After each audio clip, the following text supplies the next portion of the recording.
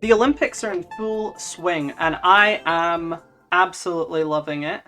I want to know what Olympic sports you have all been watching and you have all been enjoying. But in the meantime, I'm going to tell you about my Olympics experience, which is zero. I haven't been to the Olympics, I haven't competed in the Olympics. My only Olympics experience has been through the TV set, watching all of the sports and stuff. And so my favorite sport consistently at the Olympics is no, I can make it. I can make it. I My jump button's wrong. My jump button's wrong. That's why I failed there. Perfect. Um Consistently, and I've only watched the Olympics in 2021 and 2024, skateboarding has been my favorite. I think it's such an amazing sport. It's so fun to watch. I've seen a lot of people. There's no motion controls? I shook the controller, nothing happened? It's a learning experience. I have not played in a minute. Okay. So how do I spin? There we go. Okay, it's the Z button. I have seen a lot of people saying like, oh, you know, they fall over and like the tricks don't seem that impressive. Like, is this really Olympic level? Listen, the thing with skateboarding is that it's hard to do anything on a skateboard. If you've ever like ridden a skateboard and just tried to stand up, that is difficult on its own. Keeping your balance on a moving skateboard is profoundly difficult. And doing all of the tricks they're doing, kick flips and stuff, I mean, just landing back on the board, especially today with the men's category, there was a lot of wind. Like that'll fuck you up. Like that makes it super hard to land. They're doing a lot of tricks where they can't actually see the board when they're landing. It's just like they gotta land it and they can't see what they're doing necessarily. Like, these are extremely skilled people. And when you're watching like videos of even amateur skateboarders and you're like, this is really impressive compared to the Olympics, you gotta remember they have as many tries as they want to hit those tricks. At the Olympics, they've got 5 attempts at best tricks and only 2 of them count. So they really have to land them first try, basically. Like, they can really only afford to fail once each trick. And even then, it's preferable if they don't, right? But it is such a fun sport to watch. I was really rooting for the little Japanese kid, I think Ginwoo. He was absolutely like at the top of my list for, I want to see this guy succeed, because like, I know that it's not that uncommon. Like the women's on Sunday, there were a lot of kids involved because I've heard like it has something to do with their like center of mass being like closer to the board, so they're it's like easier for them to do stuff. I don't know how much that's true.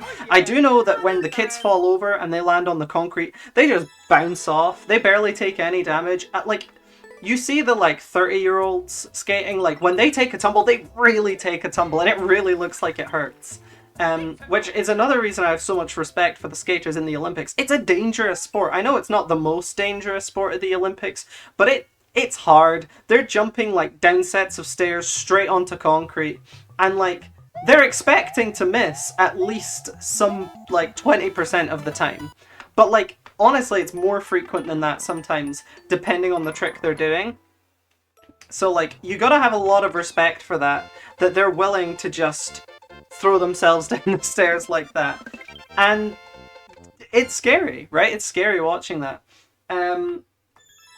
But another thing at the Olympics has been like swimming has been really exciting. Adam Peaty lost by like 100th of a second. That is really, really gotta be like one of the toughest losses to take. Like, you know, you in the moment, it feels like you finish like right at the same time, because like down to the 100th of a second, like that's more precise than you can account for just like while you're swimming.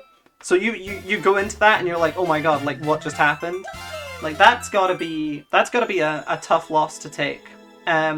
Judo has been really exciting. I love I love the struggle. Like, I really enjoy watching the, like, are they going to manage to... And it can be so explosive sometimes because I was watching, I think it was women's under 50 kilograms or something, and there was, I can't remember their name, but it was the gold medalist. I think she was Japanese, and a lot of the time she would do the entire match, and she'd be on the ground, kind of like grappling with the other person, but then just like explosively kind of kick them off, and they'd land on their back, and then you just win. Like, if they land flat on their back, you win. Like, there's no, like, you get points. You get 1 point if they land like on their side, but if they land flat on their back, that's an automatic L. Like, they're just out.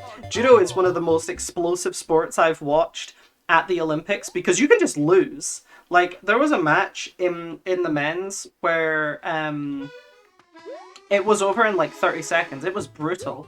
But it's also interesting seeing how much judo seems to come down to penalties. At least a lot in the Olympics I was seeing, the matches were coming down to who got the least penalties. I mean, once you get 3, you lose.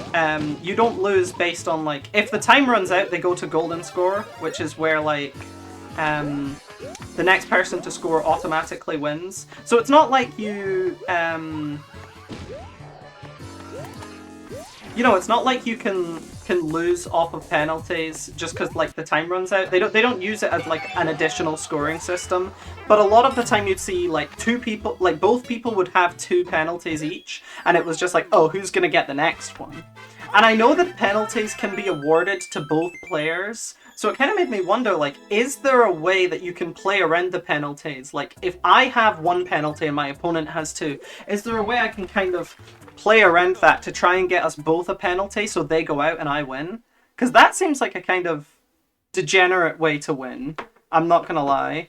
But yeah, judo, really fun. I had a lot of fun, like, cycling. Cycling's pretty fun.